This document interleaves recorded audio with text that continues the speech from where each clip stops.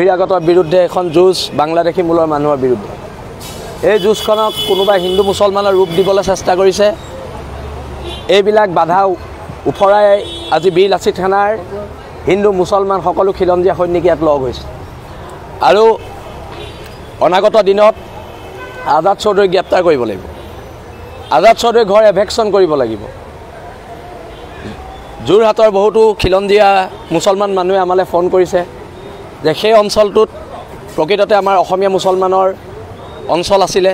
বৰ্তমান সময়ত তাত অসমীয়া মুছলমানৰ কোনো ধৰণৰ দপদপনি নাই, কেৱল মাত্ৰ বাংলাদেশী মূলৰ মানুহবিলাকৰ দপদপনি। আৰু আজি যোৰহাটৰ সমূহ খিলঞ্জীয়া মানুহ লগতে খিলঞ্জীয়া মুছলমানসকলে আমাক আজি সহযোগ কৰিম বুলি প্ৰতিশ্ৰুতি দিছে। সকলো ওলাই আহিব। আমাৰ এই যাত্ৰাত এতিয়া সহযোগী হ'বলৈ দুলীয়াজানৰ পৰা ডিব্ৰুগড় জিলাৰ সৈনিক আহি আছে, লখিমপুৰৰ সৈনিক আহি আছে আৰু আমি সকলো একলগ হৈ আমি ইয়াৰ পৰা ওলাই যাম। বীৰ লাচিত থানাৰ ইতিহাসৰ আটাইতকৈ যিটো ডাঙৰ ৰেলী হৈছিলে, সেইদিনা যোৰহাটত নৰেন্দ্ৰ মোদী আহিছিলে।